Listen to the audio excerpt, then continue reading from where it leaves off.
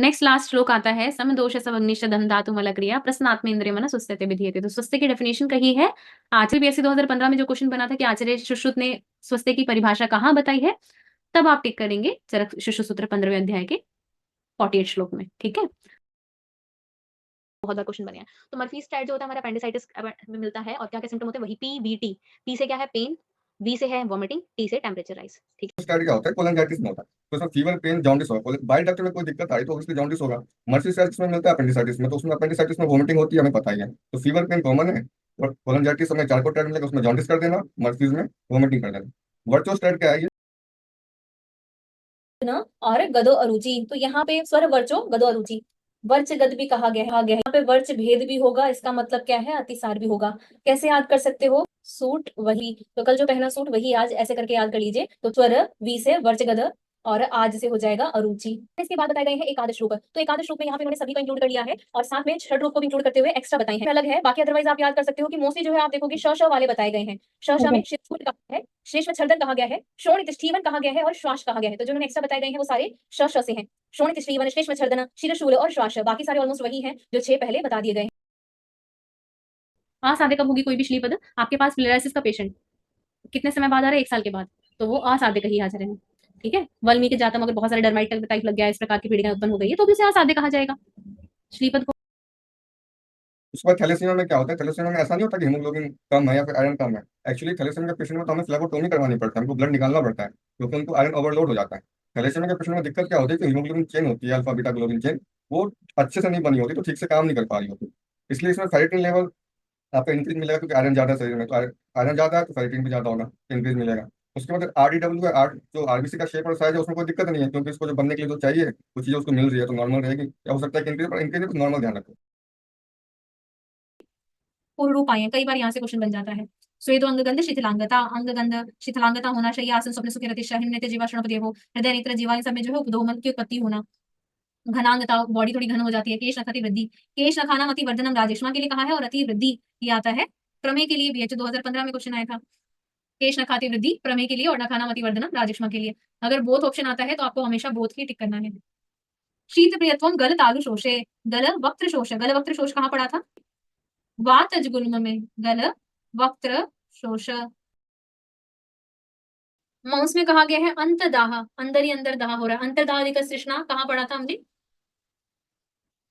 अंतर्वेगी अंतवेग ज्वर में। दुर्गंध्यम गात्र विक्षेपो, दुर्गंधता आती है और गात्र का विक्षेप करता है।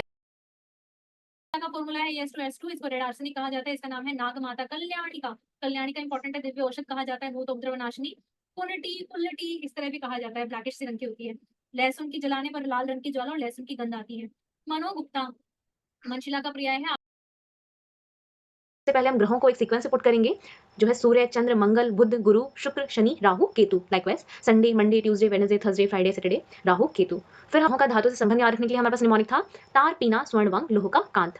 फिर हम देखते हैं ग्रहों का रत्नों से संबंध, जिसका रेफरेंस है रस रत्न समुच्चय 4/5। तो इसके लिए निमोनिक है माणिक मुक्ता मूंगा पहने, पुखराज हीरा नीलम की गोद से दूर रखे। तो माणिक से माणिक्य, मुक्ता मुक्ता पर्ल, मूंगा जिसे प्रवाल भी कहा जाता है कोरल, पहने इस पन्ना जिसे ताक्षर या मरकत भी कहा जाता है विच इज एमरल्ड, पुखराज टोपैज, हीरा वज्र और डायमंड, नीलम जिसे इंद्रनील भी कहा जाता है विच इज सफायर, गोद इज फॉर गोमेद विच इज जिरकन और दूर इज फॉर वेदुरे विच इज कैट्साई। तो ग्रहों का रत्नों से संबंध के लिए निमोनिक है माणिक मुक्ता मूंगा पहने, पुखराज हीरा नीलम की गोद से दूर रखे।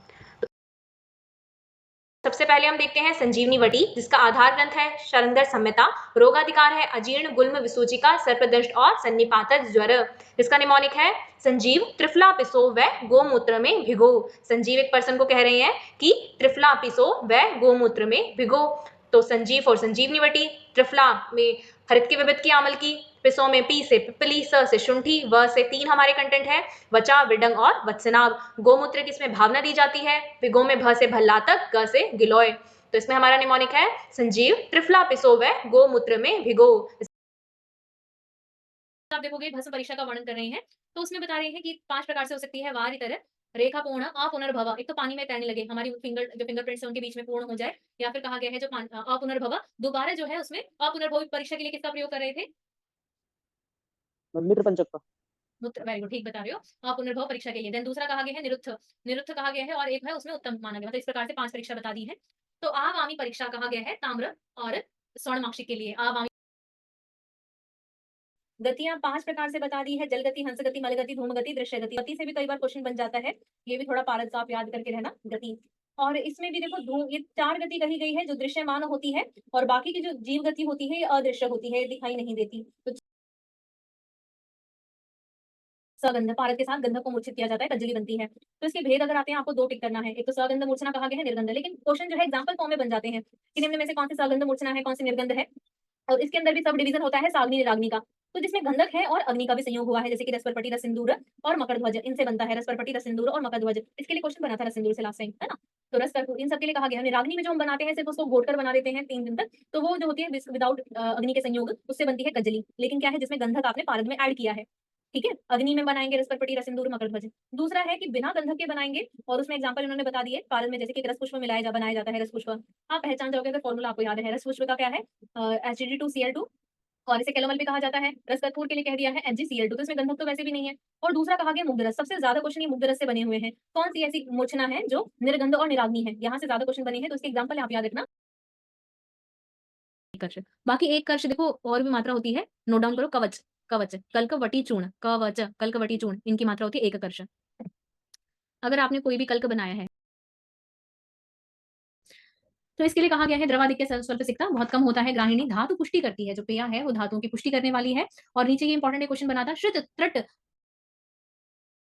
देन इसकी ट्रीटमेंट आप क्या करोगे, तो कहा गया है अगर विकृत दंतोत्पत्ति है तो आपको मारुति इष्ट यज्ञ कराना है, और अगर हीन अंग या अधिक अंग है तो आपको स्थालीपाक प्रजापत्य यंत्र कराना है। क्यों मारुति इष्ट क्यों करते हैं, क्योंकि विकृत वायु के कारण विकृत दंतोत्पत्ति हुई है। विकृत वायु के कारण हुई है तो मारुति याद रखो, क्योंकि विकृत वायु थी। या फिर बाई चांस भूल जाओ तो याद रखो विकृत वायु, मारुति मतलब वायु, है ना। तो मारुति मतलब वायु, तो वर्ड याद रखो विकृत वायु। क्लियर है। नेक्स्ट जात कर्म। अब उसके बाद क्या कह रहे हैं, आपको क्या करना है कि उसको थोड़ा सा कुछ प्राश भी कराना है ना। तो मधुसर्पी, मधुसर्पी को मंत्र से अभिमंत्रित करके जो है उसको सबसे पहले प्रथम प्राश कराना है। तो ऐसा माना है आचार्य चरक ने, ठीक है। और उसमें भी बता रहे हैं कि लेहन के हेतु योग हमने पढ़े थे रेफरेंस वाइज। कल्याण घृत का वर्णन करते हैं आचार्य काश्यप। तो आपको रेफरेंस याद रखना है कि कल्याण घृत बताया है, पंचगव्य घृत बताया है। वैसे पंचगव्य घृत का रोगाधिकार क्या टिक करोगे, अपस्मार में कहा। कल्याण घृत का रोगाधिकार क्या है, उन्माद कहा है, वेरी गुड। ब्राह्मी घृत कहा, अभय घृत, अभय घृत ये इंपॉर्टेंट है ना, कि अभय घृत, तो ये इंपॉर्टेंट है। किसने बताया है, आचार्य काश्यप ने बताया है। संवर्धन घृत का भी वर्णन किसने किया है, आचार्य काश्यप ने। तो आचार्य काश्यप ने जो घृत बताए गए हैं, जो रेफरेंस इनके वाइज क्वेश्चन बन सकता है, किसने बताया, कल्याण घृत, पंचगव्य घृत, ब्राह्मी घृत, अभय घृत, संवर्धन घृत, ठीक है। देन तो उसके लिए बता रही है नाभिबंधनादः प्रभृत्य 8 अंगुले नाम, 8 अंगुल दूर से करना है, कि छेदन करना है। द्योरंत्रयो शनि घृत्वा तीक्ष्णेन, किसके द्वारा करना है, तो वो बता रहे हैं कि रौप्य राजत अयसः, चांदी सोना या लोहे के शस्त्र से, तीक्ष्ण शस्त्र से करना है, और वो भी कैसा, अर्धधार हो। मतलब फिर श्लोक नंबर 108 में विप्लुता में कहा है शल्लकी, जंगिनी, जंबू और धवत्वाक पंचवलकल, इनसे सिद्ध जो है क्वाथ को पकाकर उसका योनि पीछू धारण कराना है। कितने हैं, तो इसमें इंपॉर्टेंट है वर्ण के मूल या कारण कितने हैं। तो षड्मूलो, ये श्लोक अगर आपको लर्न हो तो वेल एंड गुड है। षड्मूलो अष्ट परिग्रह पंच लक्षण लक्षिता षष्टाविधाने निर्देश है चतुर्भी साध्यते व्रणा। तो इसी श्लोक में सब कुछ आ गया है। इसके 6 मूल होते हैं। रुक और चटचटायनशील कहा, ये चटचटायनशील जो बोल रहे हैं वातज में है। किंशुक ओदक, किंशुक ओदक याद रखना, ये थोड़ा कहा गया है पित्तज के लिए, है ना। कौन से स्राव में कहा जाता है कि जो है मैम पुत्री की उत्पत्ति। हाँ वेरी गुड। तंत्रीवत किसके लिए कहा था, मैम तंत्री के लिए पुत्र था, किंशुक के लिए पुत्री। वेरी गुड, ठीक बता रही हूँ, ये याद रखो। इसके बाद कहा गया है प्रवाल दल निश्चय प्रकाश, चौथी लाइन में प्रवाल दल निश्चय प्रकाश कहा गया है। प्रवाल कैसा होता है, मूंगा, मूंगा लाल होता है, तो रक्त के लिए कहा गया, बस इतना ध्यान रखो। एक इसी के साथ बता दी तुरंगास्ति ही गंदी, तो वाजी के जैसी गंध आएगी। अगर रक्त के द्वारा दूषित हो गया ना, रक्त ने ही दूषित कर दिया, तो उसमें से घोड़े की जैसी गंध आती है, तो तुरंग गंदी है। पित्त रक्त में घृत मंडावो, घी के मांड के जैसा, तो घी का मांड तो ऊपर वाइटिश वाइटिश सा होता है, और मीन धावन तो है जिसमें पानी की मछली को धोते हैं, वैसे पानी के जैसा। मैंने कभी देखे होंगे, यहाँ पे बता रहे हैं जीवा तालाबो मृदु स्निग्ध। 2010 में क्वेश्चन बना था कि जीवा तालाबो कहा किसके लिए कहा गया है, शुद्ध वर्ण के लिए, रोपणशील वर्ण के लिए, रोहिती वर्ण के लिए। तो जो पहले हमने श्लोक 3 देखे थे वो श्लोक तीनों सबको याद होने चाहिए, क्योंकि अदरवाइज कंफ्यूजन हो जाते हैं। बेटर कि आप श्लोक लर्न रखना। यहाँ पे क्या है शुद्ध वर्ण के लिए, वहां पे हमने शुद्ध वर्ण के लिए क्या देखा था, त्रिविदोष अनाक्रांत शावोष्ट पीड़िका समा, है ना। और यहाँ पे क्या कह दिया है, जीवा तालाबो मृदु स्निग्ध, तो जीवा तालाबो जीवा के तल के जैसा हो जाता है, जो शुद्ध वर्ण है। देन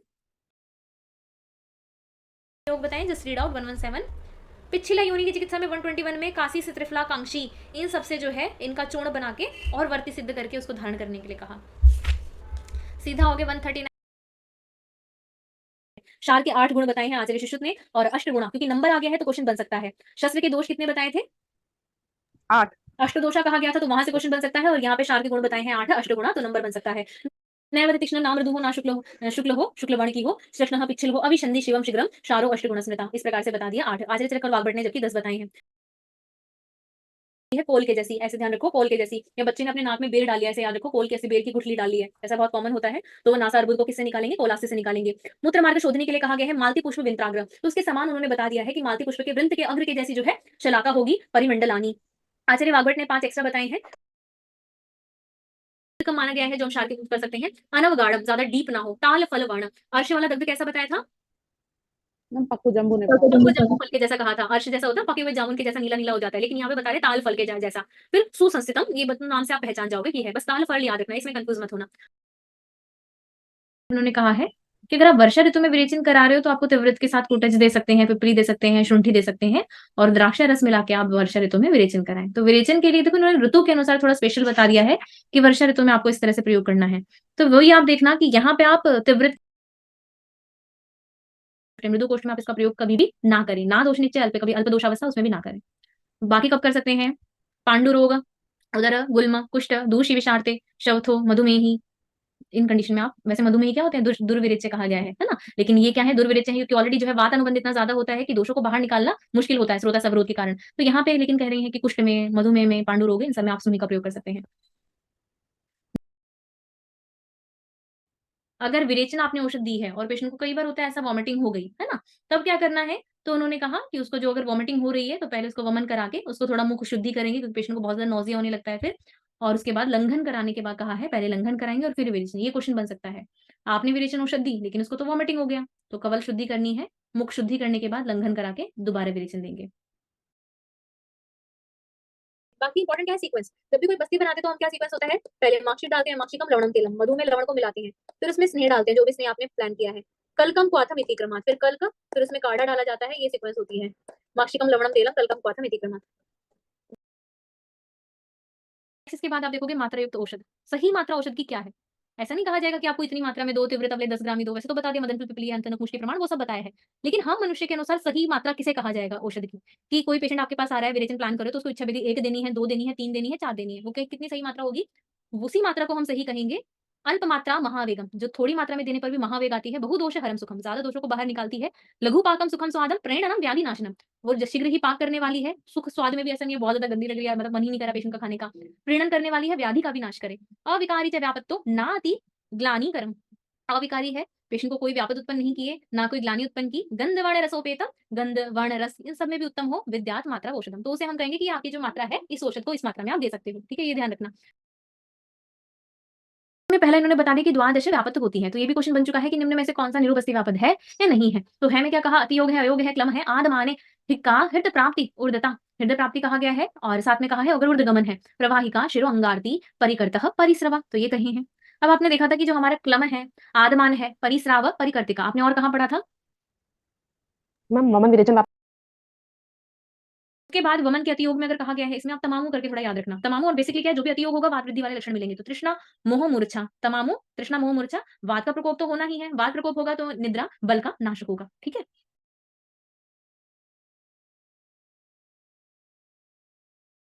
सन्निपातज दोष है तो पहले आप जो है कफ पित्त में से पित्त की चिकित्सा करो, क्योंकि पित्त जो है शीघ्रकारी भवेत कहा गया है, वो शीघ्र कॉम्प्लिकेशन उत्पन्न कर सकता है। क्षयज कास में कह रहे हैं अगर शतज है तो आतयिक चिकित्सा डायरेक्ट बनता है, मतलब इमरजेंसी ट्रीटमेंट करना। शत हो गए हैं ना वहाँ पे, इमरजेंसी ट्रीटमेंट करना पड़ेगा। और मधुर जीवनी है, बलमांस विवर्धनी चिकित्सा, मधुर जीवनी है, तब घी तो अगर देना है, लेकिन मैम ताली शादी चूर्ण ताली शादी चूर्ण को कहा गया है। और यहाँ पे दाड़िम घृत को मूढ़वाते च शिष्यते, दुख प्रसवी नाम, जिसका दुख पूर्वक अगर जो है प्रसव हो रहा है, बंध्या है, तो इस कंडीशन में भी जो है आप दे सकते हो दाड़िम घृत। कटुकाद्य घृत कहा, पथ्य घृत कहा है। पथ्य घृत में सोहरित की का सुरस है, सोहरित की, और पांडु आम है, गुल्म सब में दे सकते हैं। दंती कफज में कहा गया मधुकास, दुराल भास, मूल आस, पिंडास। तो इसके लिए मैंने कुछ उस टाइम पे बहुत निमोनिक में बना लेती थी, अब तो खैर पेशेंट को देते हैं, तो एज इट इज लर्न रहता है, मतलब एज इट इज लिखना ही होता है। इसमें एक निमोनिक था कि तो गृहिणी जो मधु है उनका नाम, वो दूर से मूल लेकर आई, दूर से मूल लेकर आई, तो गृहिणी में मूल आसव, मधु का आसव क्योंकि मधुक है, और मूल लेकर आई है दूर से, तो दुराल भासव, ऐसे भी याद कर सकते हो। या दूर पिंड से, पिंड देश को भी कहा जाता है, देश नहीं मतलब एरिया को भी कहा जाता है, तो दूर पिंड से मूल लेकर आई, ऐसे कर सकते हो, क्योंकि बाद में कंफ्यूजन हो जाती है किसमें कहा गया था। उसके बाद कह रहे एक मास तक ऊँट का पया लेना है व्योश के साथ। हरित की सहस्त्र प्रयोग कर सकते हैं शिलाजतु। उन्माद में पुराण घृत का प्रयोग बता रहे हैं, जो त्रिदोषग्न होता है, पवित्र होता है, ग्रह नाशक, ये ध्यान रखो। बस अपामार्ग का अंजन कहा है, एक आता है सिद्धार्थक घृत, और सिद्धार्थक घृत का रोगाधिकार याद रखोगे। सिद्धार्थक घृत कहा गया है उन्माद में, सिद्धार्थक बस्ती कही गई अप्रसंग में, सिद्धार्थक स्नान कहा गया है पुष्ट में। सीधा आता है सिद्धार्थक आदि अगध, तो ये भी इसी में कहा गया। और सिद्धार्थक आदि अगध है। सिरा मोक्षण से बहुत ज्यादा इंपॉर्टेंट है। सिरा मोक्षण कहाँ कराएंगे, यहाँ शंख होता है, यहाँ कंश केशांत होता है, तो उसकी सेंटर में, ठीक है, तो जो है उसके सेंटर में कहा जा सकता है। स्वस्तिक के लिए कहा गया है जहां जहां ऑर्नामेंट्स पहनते हैं, संधि कुर्चका भूस्तन कर्णतल। अनुवेलित के लिए कहा गया, अनुवेलित नाम से पता चल रहा है स्पाइनल। अगर शोल्डर जॉइंट का अगर डिसलोकेशन हो गया है और बंधन कौन सा बांधेंगे, स्वस्तिक का, ये हाईलाइट करो स्वस्तिक का। वैसे दीपनी और शूल कृष्णनी में क्या कॉमन है, षडुष्ण और, ठीक है, अम्लवेतस बलाते कास्ते और हिंगुनी व्यास, और इसमें है अजाजी अजगंधा और गंडीरा। ये ध्यान रखो, षड मध है। तृप्ति द्रव्य संग्रह का वर्णन कर रहे हैं। यहाँ पे क्या है, कारण द्रव्य। कारण द्रव्य किन्हें माना जाएगा, जो पूरी सृष्टि में जितनी भी चीजें हैं उन सबकी उत्पत्ति में मुख्य कारण है, ठीक है। यहाँ फिर दो वर्ड होते हैं, एक होता है कारण और एक होता है उससे उत्पन्न होने वाला कार्य। जैसे कि मिट्टी, मिट्टी से घड़े की उत्पत्ति होगी, तो मिट्टी क्या है, कारण है, और घड़ा क्या है, कार्य है। ये वर्ड आप याद रखना, क्योंकि हम पदार्थ विज्ञान में भी डिटेल में पढ़ेंगे। घड़ा क्या है, कार्य है। तो ये कारण द्रव्य संपूर्ण जगत के सभी चीजों की उत्पत्ति का मुख्य कारण, ये 9 चीजें हैं, वो पंच महाभूत है। खादिन्य आत्मा मन काल विदश द्रव्य संग्रह सेन्द्रिय चेतन द्रव्य निरिंद्रिय चेतन, तो ये द्रव्य संग्रह कह दिया है। 9 रस संग्रह कितना। व्यवसाय नाम निश्चय, व्यवसाय मतलब क्या, उसको निश्चय करना, वस्तु की निश्चित कर लिया है हमने, डिसीजन ले लिया है यही करना है, इस औषध का ही इस रोग में प्रयोग करना है, तो वो है निश्चय। तो कैसे, अगर बाई चांस भूल जाओ तो जीप और वैन करके याद रखो, एक टाइप ऑफ वैन ही तो है जीप। तो जी से जिज्ञासा नाम परीक्षा, और व्यवसाय में न से निश्चय याद रखो। जीप वैन ऐसे करके याद रखो, अदरवाइज एग्जाम में कंफ्यूजन हो जाती है। देन अर्था लैप्रेसी में कौन मेन कॉज करता है, माइकोबैक्टीरियम लैप्राई, माइकोबैक्टीरियम लैप्राई कर सकता है। एक और माइकोबैक्टीरियम फैमिली का हमने कौन। फॉर एग्जाम्पल, अगर ऑक्यूपेशनल हेल्थ को अगर हमें डिफाइन करना पड़े तो हम बोलेंगे कि एक पर्टिकुलर ऑक्यूपेशन में एक पर्सन को मैक्सिमम पोटेंशियल होना, ठीक है, और उसकी physical, mental, social, emotional health का भी परफेक्ट या मैक्सिमम होना is the occupational health. Economics but अब आता है कि जो रेडिएशंस होती है ये बहुत इंपॉर्टेंट है, 5 REM पर ईयर ही आपको लेना है, ठीक है। आपने देखा होगा कि जो लोग एक्सरे करते हैं या फिर अल्ट्रासाउंड करते हैं, उनकी लिमिट है कि 5 REM पर ईयर ही लेना है। अगर आप बहुत ज्यादा रेडिएशंस को एक्सपोजर रहेंगे तो क्या होगा, कैंसर, ल्यूकेमिया, ठीक है, एनीमिया और बोन मैरो की डिफॉर्मिटीज आपको देखने को मिल सकती है, ठीक है। अगेन से बेगासोसिस, कोटन से बिस्नियोसिस, टबाको से टबाकोसिस होगा, hepatitis E, hepatitis A, poliomyelitis, bacteria अगर कंटामिनेशन है वाटर तो typhoid, paratyphoid, diarrhoea, cholera, protozoal से जियाड्रियासिस, अमीबाइसिस, हेलमिंथिस, राउंडवॉर्म, ये सब चीजें हैं जो हम इजीली देख सकते हैं। इस बच्चे से देख लेना। वैसे कॉन्सेप्ट याद रखना, कोई भी प्लास्टिक वगैरह की चीज होगी तो वो रेड में जाएगी आधे कुछ, और जो भी कॉटन सोया या फिर जिसमें ब्लड लग गया, ह्यूमन सिक्रेशन लग गई या साइटोटॉक्सिक ड्रग्स हो गए, वो येलो में जाएगा। ये ध्यान रखें, दाहजनक है, रक्त को बढ़ाने वाली, शतज है, विषार्द है, शत को और बढ़ाने वाली, अगर किसी को चोट लगी है, कोई विष से पीड़ित है, श्रेष्ठ प्रकृति का है, उसके और रोगों को बढ़ाने वाली है। पश्चिम दिशा की अगर हम देखेंगे, यहाँ कच्छ है और गुजरात है, तो विशुद्ध है, रुक्ष है, खरगुण वाली है, ठीक है। लेकिन वहां पे क्या होता है कि पूरा कच्छ की वो है घाटी है, तो वहां पे स्नेह बल का नाश करेगी, सद्य प्राणहर है। मेद अगर किसी का बढ़ा हुआ है तो उसको शोषण करने वाली है, इतना वॉक करना पड़ेगा, चलना पड़ेगा कि मेद का शोषण हो जाएगा। उत्तरी अगर कश्मीर की वायु को देखेंगे तो मधुर स्निग्ध। देन बता रहे हैं श्लोक नंबर 18 में, ऋतुएं जब व्यापद और क्यों होती है ऋतुएं व्यापद, अदृष्ट के कारण, मतलब उसे अदृष्ट माना गया है, पता नहीं चलता कि क्यों ऋतुओं में विकृति हुई, क्यों बारिश में बारिश नहीं हो रही, क्यों गर्मियों में जो है सर्दी है, या क्यों अभी सर्दियों में गर्मी है या बहुत ज्यादा बारिश है, तो ये सब अदृष्ट माना गया है। आचरित रखने से पूर्व जन्म कृत से कर्म से रिलेटेड कहा। 77 भी है जिसमें अननेचुरल सेक्सुअल ऑफेंस बताए गए हैं, या नॉन कंसेंशुअल अगर अननेचुरल सेक्सुअल ऑफेंस है वो आते हैं 377। तो 3 लोग साथ साथ अननेचुरल, ठीक है, ये ध्यान रखना। एडल्ट्री जबकि 497 है, इस पे क्वेश्चन आया था, ये पिछले 2024 में, याद रखना। कहते हैं वो अमाशय में तो पीड़ा कर रहा था, लेकिन फोर्थ में क्या होगा, वो पक्वाशय में पहुंच जाएगा और पक्वाशय में तोद उत्पन्न करेगा। यहाँ पे तो तालु में था और ऊपर जाके यहाँ पे शिर में पीड़ा करेगा, और साथ में हिक्का श्वास करने लगेगा, आंत्रकुंजन करेगा हिक्का श्वास के साथ, ठीक है। तो इसे आप कशिश करके भी याद कर सकते हो। वैसे कशी 4, विष के वेग आचार्य चरक ने 8, सुश्रुत ने 7 कही है। हिक्का इन्होंने कही है 6 में, और आचार्य सुश्रुत ने कही है 4 में। कोई बताएगा मुख रोग कितने कहे गए हैं? 65 से 1 कम है, ऐसे भी याद कर सकते हो। बाई चांस भूल जाओ तो आचार्य चरक को जब भी छक्का लगता है, 6 लगता है क्रिकेट में, तो उन्हें हिचकी आने लग जाती है, ठीक है। आचार्य चरक को छक्के में लगने लगती है, और आचार्य शिशु को जब भी चौका लगता है, 4th होता है, तब उन्हें हिचकी आने लग जाती है, ऐसे याद करना, ठीक है। जब भी चौका लगा तो उन्हें हिचकी आने लग गई, और आचार्य चरक को जब भी छक्का लगा, या 60 हिक्का मुंह से आ रही है तो 65 से 1 कम भी याद कर सकते हो मुख रोग से। सर्वदोष मृत्यु हो गई थी, फाइनल जो हो सकता है वो बेस्ट करेंगे, तो काग पद का आकार लगा के चिकित्सा करने के लिए कहा। आचार्य चरक ने 8वां में बताए हैं, तो 8वें में मृत्यु हो रही थी, फिर भी कह रहे हैं पलाश, बिच्छोण, मोर, पित्त, इनका प्रयोग करेंगे, ठीक है। इनको थोड़ा इस तरह से याद रखना, ठीक है। देन मॉर्फिन आप जानते हो कि क्या होते हैं, ओपोइड एनाल्जेसिक है।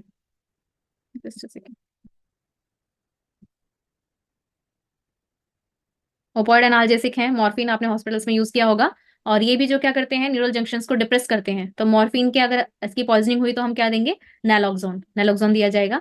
तो कैसे याद रखा जाएगा, मोर से याद रखो मोरी, मोरी किसे कहा जाता है, नाली को, और नालों से भी नाली, है ना, मोरी और नाली करके याद रखो, ये भी क्वेश्चन बना था, मोरी और नाला, नाला या नाली करके याद रखो, ठीक है। देन डिजिटैलिस, जुडिशियल हैंगिंग क्या है एक्चुअली, जो इंडिया में जो हैंगिंग होती है उसको जुडिशियल हैंगिंग बोल रहे हैं हम। ये नॉट के लोकेशन के लिए हम डिस्कस करते हैं कि जो हैंगिंग होती है बेसिकली दो तरह की होती है, टिपिकल और एटिपिकल। तो एटिपिकल हैंगिंग या वो नॉट के लोकेशन पर डिसाइड होता है। तो टिपिकल हैंगिंग में क्या होगा कि जो नॉट होगा वो ओसीपुट में होगा, यानी कि जो जहाँ पे नॉट बंधी हुई है सर के पिछले हिस्से में रहता है और रोप आगे की तरफ होती है। उसके अलावा किसी भी जगह पे अगर नॉट होता है तो उसको एटिपिकल हैंगिंग बोलते हैं। जो इंडिया में जो हैंगिंग की फांसी दी जाती है उसमें एटिपिकल हैंगिंग होती है। उसमें नॉट जो है वो पीछे की तरफ नहीं होता, वो एंगल ऑफ जॉ के पास होता है। इसलिए हमारे इंडिया में जो हैंगिंग का वो है उसमें याद रखना कि वो एटिपिकल हैंगिंग है।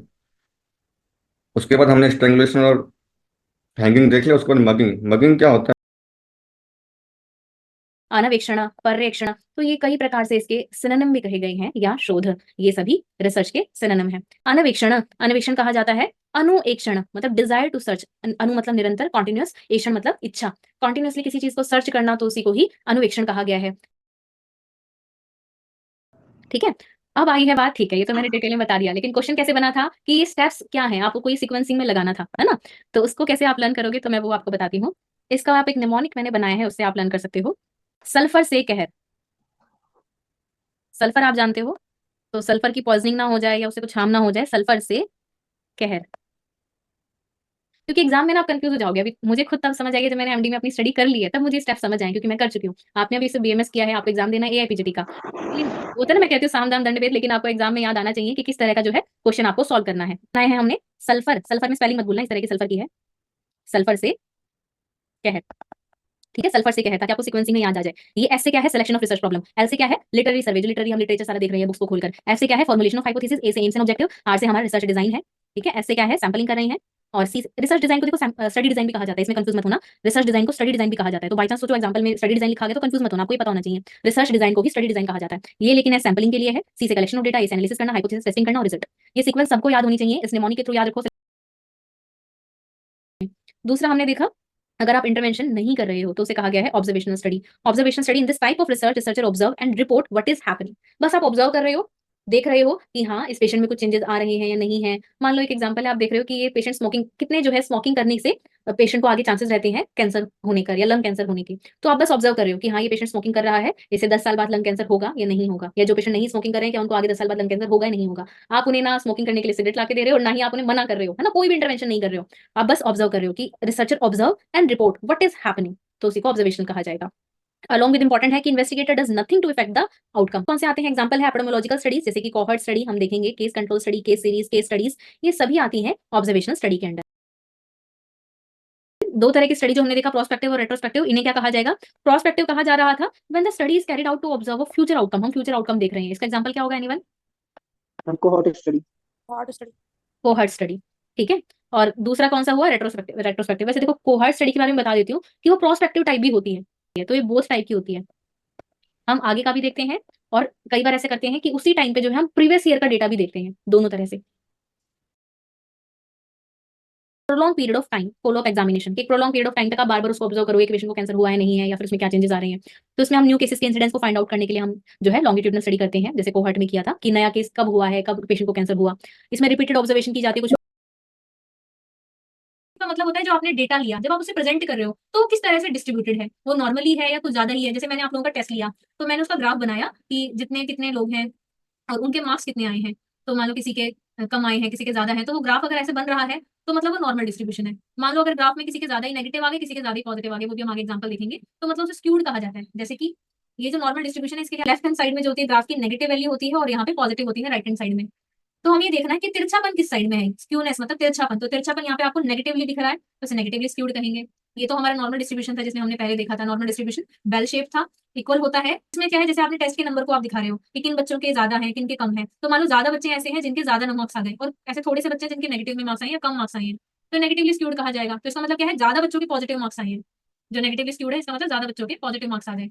इसमें भी क्या है कि यहाँ पे नेगेटिव होता है, यहाँ पे पॉजिटिव होता है, तो यहाँ पे ज्यादा बच्चों के नेगेटिव आ गए, इसीलिए पॉजिटिव साइड वो स्क्यूड हो गया। तो पॉजिटिवली स्क्यूड में क्या है कि ज्यादा जो वैल्यू है हमारी लाई कर रही है नेगेटिव साइड।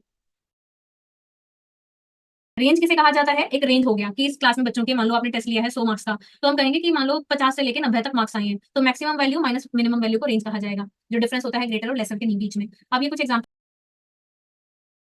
तो एक वैल्यू के थ्रू हम पूरे डेटा को प्रेजेंट करने वाले हैं। तो सेंट्रल पोजीशन या सेट ऑफ डेटा को मेजर ऑफ सेंट्रल टेंडेंसी, तो 3 तरह से निकाली जाती है। कई बार क्वेश्चन ये बना था कि इनमें से मेजर ऑफ सेंट्रल टेंडेंसी कौन सा नहीं है, मीन, मीडियन, मेथड और मोड। तो मेथड नहीं है, मतलब आपको ये 3 वर्ड याद रखने हैं, बस इतना ही काफी है। Is it clear? Then mode, तो मोड क्या है? जो बहुत रिपीटिव ऑब्जर्वेशन है। आपने क्लास में जो है वेट मेजर किया 50 स्टूडेंट्स का, लेकिन आप देखते हो कि सबसे ज्यादा स्टूडेंट्स का वेट है 55 के अराउंड, तो वो क्या माना जाएगा? जो रिपीटिव अकर हो रही है, मोस्ट ऑफन ऑब्जर्वेशन जो आ रही है आपके डेटा में, उसे कहा जाता है मोड। तो 3 है, मीन, मीडियन एंड मोड। पर बहुत इंपॉर्टेंट है, क्योंकि सिंपल क्वेश्चन क्या बनता है कि कौन सा पैरामीट्रिक टेस्ट है या नहीं है, वो आपको पहचानना होता है। तो जो पेयर स्टूडेंट टी टेस्ट है, अनपेयर स्टूडेंट टी टेस्ट है, अनोवा टेस्ट है, अनोवा को ही एफ टेस्ट कहा जाता है, ये आप पहचान लेना, अनोवा को ही एफ टेस्ट कहा जाता है। Pearson correlation coefficient, Pearson correlation coefficient, ये भी जो है पैरामेट्रिक है। देन नॉन पैरामेट्रिक की बात करें तो sign test, chi square test, Wilcoxon test, Mann Whitney U test, logistic correlation, ये सारे नॉन पैरामेट्रिक हैं, ये आपको याद करने ही पड़ेंगे। के कारण, तो कुल कितने कारण है नंबर आ जाता है। आचार्य सुश्रुत ने ओज क्षय के 7 कारण कहे थे। ओज विकृति से यहाँ बहुत ज्यादा बार क्वेश्चन आता है, मेनी टाइम आस्क है, तो इसके लिए मैंने ऑलरेडी वीडियो अपलोड भी की है, और ये आप देख सकते हो निमोनिक के थ्रू कि अगर ओजो विसरंस में क्या कहा जाता है, एसजीडीके, एक श्लोक हुआ ना, गाना सजदे की ये है लाखों, तो एसजीडीके विसरंस में कहा गया है। एस से संधि विश्लेषण, जी से गात्रनाम सवनम सदनम, डी से दोष च्यवनम और के से क्रिया सन्निरोधम। ठीक है, तो एसजीडीके याद रखना। देन ओज व्यापक के लिए है कि so very very good night, so very very good night, तो ऐसे शब्द गुरु गात्रता वातशोफः वर्ण भेदो ग्लानि तंद्रा एन से निद्रा। अगर क्वेश्चन आते हैं निमोनिक के थ्रू याद रखना कि ये व्यापक के लिए कहा, ये विसरंस के लिए कहा, शब्द गात्रता वातशोफः वर्ण भेद ग्लानि तंद्रा निद्रा। ओज क्षय के लिए आता है 4 एम आते हैं और पी 4 एमपी, एमपी 4 करके याद कर सकते हो। तो मूर्छा मोह से क्षय मोह, एम वाले आप देख रहे हो, अगर एम से कुछ भी आया मूर्छा मोह क्षय मोह, तो आपको क्षय ही टिक करना है, क्षय और मरणमिति, एक है प्रलाप। निमोनिक के थ्रू याद कर लेना अगर श्लोक लर्न ना हो बाय चांस। बल विसरंस में भी ऑलमोस्ट सेम ही है। ओज क्षय के लक्षण में कहा था आचार्य वाग्भट ने, विवेकी दुर्बल। फिर शब्द का मतलब होता है वर्ण सामान्य, जहां वर्ण को मिलाया जाता है, वर्ण के मेल को ही कहा जाता है, वर्णों के समूह को ही कहा जाता है। तो इसमें भी आप देखोगे ये 4 प्रकार का होता है, दृष्टार्थ, अदृष्टार्थ, सत्य या अनृता। आपने कोई भी शब्द कहा है, वो वर्णों का समूह तो है। अगर दृष्टार्थ हो सकता है कि के अंतर की बात कर रहे हैं, तो उसमें कहा गया इसकी लंबाई होती है, इसका प्रमाण कहा गया है अष्टादश अंगुल प्रमाणानि। ये क्वेश्चन बन जाता है, इसके प्रमाण पे बहुत कॉमन क्वेश्चन बनते हैं। और उनकी आकृति कही है, जैसे सिंह की आकृति का बना सकते हैं, व्याघ्र, तरु, इसमें मल्टीपल बताए हैं, जिसमें से 15 पक्षी हैं और 9 पशु की आकृति बताई है, 15 पक्षियों की 9 पशुओं की। ठीक है, और 15 पक्षी कैसे याद रखोगे? पक्ष करके याद रखना, 15 मतलब पक्ष, एक पक्ष 15 दिन है ना, पक्षी। क्लियर? आप कह रहे हैं मसूर आकृति भी कीलेर अवध, तो यहाँ पे कह रहे हैं कि उसको बिल्कुल वृंत के अग्रभाग से पकड़ना है, वो थोड़ा ध्यान से आपको विश्रावण कराना होगा, तो वृंत के अग्रभाग से। और विश्रावण कर्म के लिए जो है, अगर कोई बालक है, वृद्ध है, सुकुमार है, नर नारी, राजा, इनमें कह रहे हैं त्रिकूर्चक शस्त्र। इससे कई बार क्वेश्चन आ गया है, कई बार, तो ये याद रखना, इन सभी कंडीशन में त्रिकूर्चक शस्त्र आपको याद होना चाहिए। वृद्धि पत्र के लिए कहा गया वृद्ध और फल के। दूसरा है विशेषस्तु पृथक्कृत, तो ये कहा गया है गुण विशेष के लिए, कि किसी गुण वाले अगर हम द्रव्य का सेवन करें तो उसे ये जो है विपरीत गुण वाले यहाँ जो है उनका ह्रास होगा। जैसे परादि गुण का ज्ञान होना चाहिए, और क्या होते हैं ये परादि गुण, तो सबसे पहले ये तो 8 बता दिए हैं, श्लोक भी लर्न हो तो भी ठीक है, क्वेश्चन आ सकता है निम्न में से कौन सा परादि गुण है या नहीं है। तो परापरत्व युक्तिश्च संख्या संयोग एवं च विभागश्च पृथक्त्वं च प्रणामथापि च संस्कारो अभ्यास इति एते गुणा ज्ञेया परादया। तो ये 10 बता दिए हैं, पर अपर युक्ति संख्या संयोग विभाग पृथक्त्व परिणाम संस्कार अभ्यास। ठीक है, तो अब इसके बाद बता रहे पर को, अब वो 4 प्रकार से होती हैं, सर्वतंत्र सिद्धांत, प्रतितंत्र सिद्धांत, अधिकरण और अभि उपगमन। सर्वतंत्र सिद्धांत जो सभी तंत्रों ने माना है, तो दोष द्रव्य। स्वस्थ आतुर परायणम, तो कहा जाता है कि त्रिसूत्र का ज्ञान किन के लिए जरूरी है, तो वो स्वस्थ और आतुर दोनों के लिए जरूरी है। त्रिसूत्र का ज्ञान स्वस्थ और आतुर दोनों के लिए कहा गया है। यहाँ पे पितामह वर्ड यूज किया गया है ब्रह्मा जी के लिए, तो ये पितामह कहा गया है ब्रह्मा जी को, ये ध्यान रखो।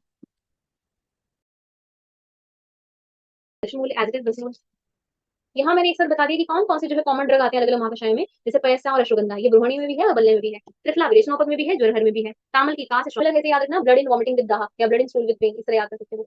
अभ्य और आमल की कास हर स्थापन दोनों में है, श्रोदिष्टा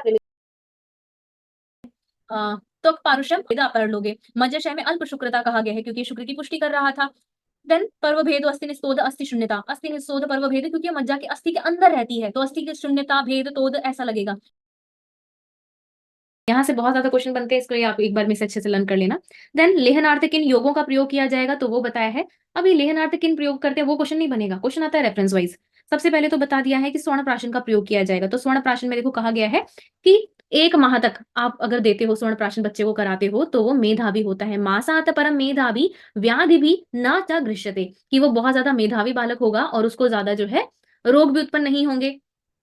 ठीक है, साथ में कह रहे हैं 6 मास तक इसको सेवन कराएंगे तो क्या होगा, श्रुतधर। श्रुतधर मतलब जो भी बातें सुनी है वो सब याद हो जाती है ना।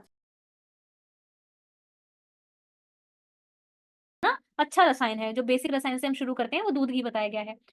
अब कई द्रव्य जिसमें वृषय वृषयवर्ण कहा गया है, जैसे एरंड मूल को कहा जाता है। ये भी बहुत ज्यादा बार क्वेश्चन आता है, मैनी टाइम आस्क का। एरंड मूल के लिए आता है वृषय वात हरणम शिष्टम। वृषय वात हरणम शिष्टम, ये एरंड मूल, तो वात का तो शमन करेगी लेकिन वृषय भी कहा। शालीपर्णी के लिए आता है वृषय त्रिदोष हरणम, तो याद रखना त्रिदोष में शालीपर्णी कही, शालिनी जो है त्रिदोष का शमन करेगी तो वृषय त्रिदोष शमनम। देन विदारी गंधा के लिए कहा गया है वृषय है ये भी, और सर्वदोष हरणम। ठीक है, यहाँ पे त्रिदोष कहा है, यहाँ पे सर्वदोष कहा है, इसी से पहचानना। ठीक है, यहाँ पे क्या है, विदारी गंधा के लिए वृषय सर्व, सर्व कहा विदा, और यहाँ त्रिदोष। 8वें मास में कहते हैं कि वो जस्त्र होता है तो गर्भिणी कभी गर्भ में होता है या गर्भिणी में मुहूर्त मुहूर्त माना गया है। 8वें मास में डिलीवरी नहीं होनी चाहिए क्योंकि वो जो अस्थिर है। तो सबसे पहले हम पढ़ रहे हैं प्राकृत या अकुपित शरीरगत वायु, पुरुषगत वायु या शारीरगत वायु। तो उसके मैंने 12 अप्रोक्सीमेटली बता दिए हैं। वायु तंत्र यंत्र धरा, मतलब वायु ही तंत्र और यंत्र का धारण करने वाला है। तंत्र इस शरीर के लिए बता रहे हैं और यंत्र कह रहे हैं जितने भी शरीर के अवयव हैं उन सबका कौन वो करती है, वो है वायु जो धारण करती है, नियंत्रण करती है। प्राणोदान श्वसन क्रिया से संबंधित यहाँ पे बताया है, नाभिस्थ प्राणवम, नाभिगत प्राणवायु पर श्वसन क्रिया वर्णन किया है। 15 में बता रहे हैं कि 3 द्रव्य हैं जिनका ना अति उपयुंजीत अधिकम अन्यभ्यो, इनका अति मात्रा में आप सेवन ना करें। ये भी 2007 में क्वेश्चन बन चुका है और त्रिवेंद्र 2005 में बना था। 3 द्रव्य हैं पिपली, क्षार, लवण। अगर इनका अति मात्रा में सेवन करेंगे तो क्या होगा, और उनके गुणों का वर्णन कर रहे हैं। तो पिपली कहा गया है कटु होती है, मधुर, विपाक, ठीक है, शुभ अशुभ कार्य करने वाली होती है। इसका नाम दिया है अपात भद्रा, मतलब इसका इंस्टेंट इफेक्ट होता है। तो पिपली में आ आता है, अपात भद्रा कहा, जबकि लवण के लिए भी सेम कहा लेकिन अपात भद्र कहा है। ठीक है, लवण के लिए अपात भद्र कहा क्योंकि लवण एक लवण की बात नहीं करे, लवण तो वंश में होता है ना, पिपली एक भी आप उठा के देख सकते हो, लवण तो एक कण के लिए नहीं कह रहे। तो अपात भद्रा पिपली एक के लिए कहा। साथ में दोष चय अनुबंध करने वाली होती है, गुरु होती है, प्रतिलेदी होने के कारण श्लेष्मा को उत्क्लेश करती है। तो मधुर सर्पिभ्याम, मधुर से युक्त। तृतीय में मधु सर्पिभ्याम कहा गया है, मधु घी। चौथे में कह रहे हैं क्षीर से युक्त तो रहेगा लेकिन साथ में नवनीत। नवनीत क्वेश्चन कई बार बनता है, कितने। और अपथ्य पथ में आचार्य कहते हैं कि 4 पेशी है। किस आचार्य ने कहा 4 पेशी है? मैम सुश्रुत ने। आचार्य सुश्रुत ने। वैसे स्त्रियों में कितनी एक्स्ट्रा पेशी होती है? मैम 20 20 एक्स्ट्रा होती है, जिसमें 5 कहाँ थी? स्तन में, हाँ स्तन में होती है 5 और बाकी कहा गया था कि 4 होती है अपथ्य पथ में, है ना, ये ध्यान रखना। फिर मैंने कहा था 2 अन्य मुख होते हैं, एक शुक्र आर्तो प्रवेशिनी, पोस्टीरियर पार्ट जो कहा गया है गर्भ छिद्र आश्रिता। तो ये याद रखना, अपथ्य पथ में कहा गया है 4 पेशी क्योंकि इस पे कई बार क्वेश्चन बने हैं। शुक्र आर्त प्रवेशनी और यहाँ पे पीछे याद रखो गर्भछेदनी। तो इस तरह से याद रखोगे, ये 3-3 का स्क्वायर, मैंने ये 3-3 का ट्राइंगल बनाया है और यहाँ स्क्वायर, तो ये अपथ्य पथ है। और यहाँ पे शुक्र आर्त प्रवेशनी में 3 और यहाँ पे 3 पेशी। इसमें बिल्कुल कंफ्यूज मत होना क्योंकि क्वेश्चन बने हैं। तो इस तरह से याद रखोगे, ये 3-3 का स्क्वायर, मैंने ये 3-3 का ट्राइंगल बनाया है और यहाँ स्क्वायर, तो ये अपथ्य पथ है। और यहाँ पे शुक्र आर्त प्रवेशनी में 3 और यहाँ पे 3 पेशी। इसमें बिल्कुल कंफ्यूज मत होना क्योंकि क्वेश्चन बने हैं। क्या है, निमोनिक है इसका करतवान। अगर बाई चांस भूल जाओ कितने भेद थे तो निमोनिक से याद रख लेना। करतवान, क से कपाल अस्थि, र से रुचक अस्थि, और तरुण से तरुण अस्थि, वल से वलय अस्थि, न से नलका अस्थि। ठीक है, तो ये हो गए अस्थि के भेद। अब ये कौन से हुए, और क्वेश्चन ये आता है अगर आपका सब्जेक्टिव क्वेश्चन बनता है, मटका, मटका कपाल कहा जाएगा, घड़े का टुकड़ा, तो घड़े का टुकड़ा फ्लैट हो जाता है ना, तोड़ दो घड़े को तो फ्लैट होता है, तो वैसे कही। अब वो कपाल अस्थि कहाँ होती है, जानू। जानू में आप जानते हो नी जॉइंट में सबसे आगे पटेला होता है, तो पटेला के लिए कह रहे हैं जानू में कपाल अस्थि। नितंब की बता दिया। अगर आपके एनाटॉमी थोड़ी क्लियर है, थोड़ा बेस आपको है, आप लिख देंगे। और आप अगर क्वेश्चन ऑब्जेक्टिव बनता है सीधा, ठीक है, याद रखना। गंडास्थि कह रहे हैं चिक बोन के लिए भी फ्लैट होती है। देन रुचिकास्थि, तो रुचिकास्थि जिससे आपको रोचन होगा, जिससे आपको दांतों का, तो दंशन अस्थि को भी दांतों को ही रुचिकास्थि कहा जाता है, पहले क्वेश्चन बन चुका है। देन तरुणास्थि, तरुणास्थि कहा जाता है जो हमारी सॉफ्ट बोन है। सॉफ्ट बोन के लिए एक और वर्ड आता है, एक और वर्ड, एनीवन अपना माइक ऑन करके बता सकते हैं। तो यहाँ पे सॉफ्ट बोन में इन्होंने बता दिया घ्राण, तो नेजल जो सैप्टम है वो सॉफ्ट कार्टिलेज है। कर्ण में इन्होंने कर्ण का जो सैप्टम है वो कर्ण के लिए बता दिया, ग्रीवा के लिए बता दिया है कि वो भी सॉफ्ट है, तो इन्होंने थोड़ा कार्टिलेज के साथ मिलकर बनी हुई है, इसीलिए इन्होंने क्या माना है, क्योंकि जितना भी हम पढ़ते हैं यूस्टेशन ट्यूब के बारे में भी। कौन सी है जो घूमी हुई है, वलय हो गई है, ऐसे गोल गोल है, मैं आपको बना के दिखाती हूँ। वलयास्थि कहा जाएगा जो ऐसे गोल गोल है। ठीक है। अब वो कहाँ कहाँ है, एक तो पीठ में, पार्श्व में कह दिया, पृष्ठ में कह दिया, उरह में, तो ये रिब्स की बात कर रहे हैं, तो रिब्स हमारी वलय अस्थि होती है ना, घूमी हुई है, ऐसे बता दिया। और उसमें भी आप देखोगे पृष्ठ में तो जो स्पाइनल कोड है वो भी ऐसे घूमी घूमी है, वलय है, गोल गोल है, तो आई थिंक ये पार्श्व पृष्ठ में स्पाइनल कोड के लिए वलास्थि बोल रहे हैं, आप ये ध्यान रखिए। जितने भी बाकी शेष देन बुधपाक का वर्णन कर रहे हैं आचार्य भूषुत भाव प्रकाश सुभायो ने किया। इसमें पित्ताग्नि पाक हो रहा है तो डेफिनेटली पित्त के कारण होगा। और शेष चिकित्सा है रसांजन। अहिपूतना की शेष चिकित्सा क्या थी उमा? जलोकासी रक्त मोक्षण करा रहे हैं और रसांजन का प्रयोग करते हैं, रसोद का लेप कितने समय के बाद करना? देन रोहिणी जो है, रोहिणी सेक्टर जो है वृत्ताकार बने हुए गोल गोल, और वहां पे सभी व्रणों का रोहण हो जाता है। रोहिणी में व्रण का रोहण होगा, रोहिणी में व्रण का रोहण, नाम से याद हो जाएगा, रोहिणी में व्रण का रोहण। पूतना, पूतना गुरु के लिए कहा गया है, यस्य द्रवणे ब्रूहणे शक्ति, तो ये तो आप पहचान लोगे। इसमें थोड़ा एग्जाम्पल भी इंपॉर्टेंट है कि ब्रूहण करने के लिए कौन से कहे, लंघन के लिए मूल लाजा कहा, लंघने लघु, स्तंभने हेमा कर्म कहा जाता है। ये नु कुर्वंती, जिस शक्ति से किया जा रहा है उसी को वीर्य कहा जाता है। अगर बाई चांस भूल जाओ तो निमोनिक क्या है, वीरेना, वीर्य का रेना, मतलब वीर्य से आपको ये नहीं याद रखना। अधिक अहिफेन, अहिफेन से भी क्वेश्चन बनता है, उसमें आद्रक सुरस की 21 बार भावना दी जाती है, ठीक है। आद्रक सुरस की 21 बार भावना देने से जो है अहिफेन शुद्ध होता है। ये मोस्ट मोस्ट इंपॉर्टेंट है, बहुत बार क्वेश्चन बना है। अहिफेन की आद्रक सुरस में भावना दी जाती है। चक्ररथ पर भी टीका लिखी गई है, रत्न प्रभा निश्चल कृति, ये भी क्वेश्चन आ चुका है। रत्न प्रभा के रचयिता है निश्चल कर, ये क्वेश्चन आ चुका है ना। जैसे हमने देखा कोई ऑर्नामेंटल ज्वेलरी शॉप है, हम अपने आप उसकी प्रभा देखकर उसकी ओर चल के चले जाते हैं, है ना। तो रत्न की प्रभा देखकर निश्चल कर गए, किसकी प्रभा देखकर, रत्न की प्रभा, याद रहेगा, है ना। जैसे हमने देखा कोई ऑर्नामेंटल ज्वेलरी शॉप है, हम अपने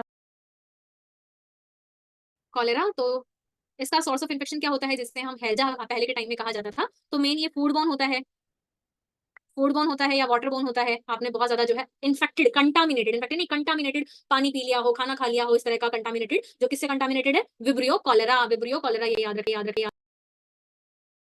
Ease your mission with Mission Ayurveda.